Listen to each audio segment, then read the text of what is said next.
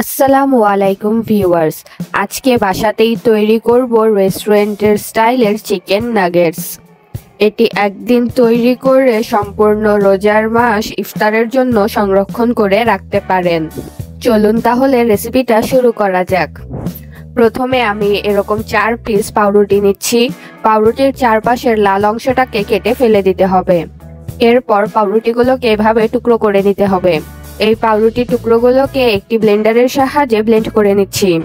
এই পাউরুটির কারণেই কিন্তু নাগেটসগুলো অনেক জুসি হবে। নাগেটস তৈরির জন্য কিন্তু চিকেন ব্রেস্ট নিতে হবে। মাংসগুলোকে এভাবে ছোট ছোট করে কেটে নিতে হবে। খেয়াল রাখতে হবে যেন কোনো ধরনের হাড় না থাকে। এখন ব্রেড ক্রাম্বের সাথে মাংসের পিসগুলোকে দিয়ে দিচ্ছি। এতে এখন দিয়ে দিচ্ছি 1 চা চামচ আদা বাটা এবং 1 চা চামচ রসুন বাটা। আরও দিয়ে দিচ্ছি 1 চা চামচ মরিচ গুঁড়ো এবং 1 টেবিল চামচ সয়া সস। দিচ্ছি 1 চা চামচ সাদা গোলমরিচের গুঁড়ো এবং স্বাদ অনুসারে কিছুটা লবণ। এই সব কিছুকে এখন একসাথে ব্লেন্ড করে নেব। আপনারা যে কোনো ধরনের ব্লেন্ডারই ব্যবহার করতে পারেন। এটিকে যে খুব বেশি মসৃণ করতে হবে তা কিন্তু নয়। এখন একটি বোর্ডের ওপর এটিকে নামিয়ে নেব। 1 টেবিল চামচ সয়াবিন তেল দিয়ে এটিকে 4 থেকে 5 মিনিট চটকিয়ে নিতে হবে।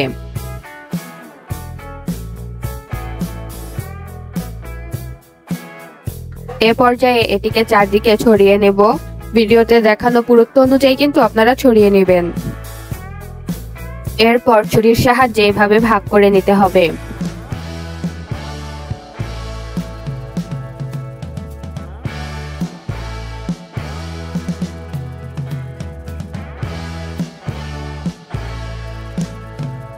এখন প্রতিটি ভাগকে হাতে নিয়ে নাগেটসের শেপ দিয়ে দিব।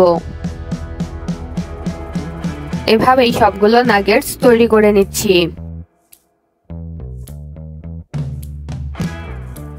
এ পর্যায়ে একটি বাটিতে আমি নিয়ে নিচ্ছি একটি ডিম।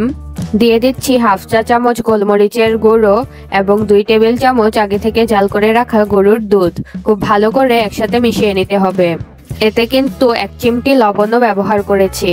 এটিকে খুব ভালো করে ফেটিয়ে নেওয়ার পর একটি নাগেটস এই মিশ্রণটিতে চুবিয়ে নিয়ে ব্রেড ক্রাম্ব দিয়ে কোট করে নিতে হবে।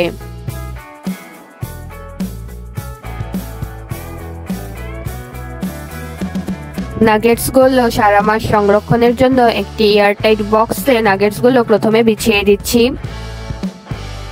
এরপর একটি র্যাপিং পেপার উপরে রেখে আবার নাগেটসগুলো বিছিয়ে দিব।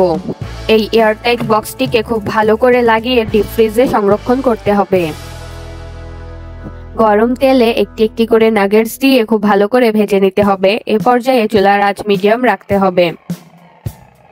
এক পাশ হয়ে গেলে এগুলোকে উল্টিয়ে দিচ্ছি।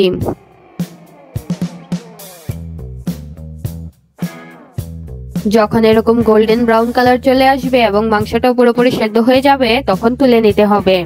এরই মাঝে কিন্তু খুব সহজেই তৈরি হয়ে গিয়েছে রেস্টুরেন্ট স্টাইলের চিকেন নাগেটস। আশা করি আমার এই ভিডিওটি আপনাদের ভালো লেগেছে। ভালো লেগে থাকলে আমার চ্যানেলটিকে এখনই সাবস্ক্রাইব করুন।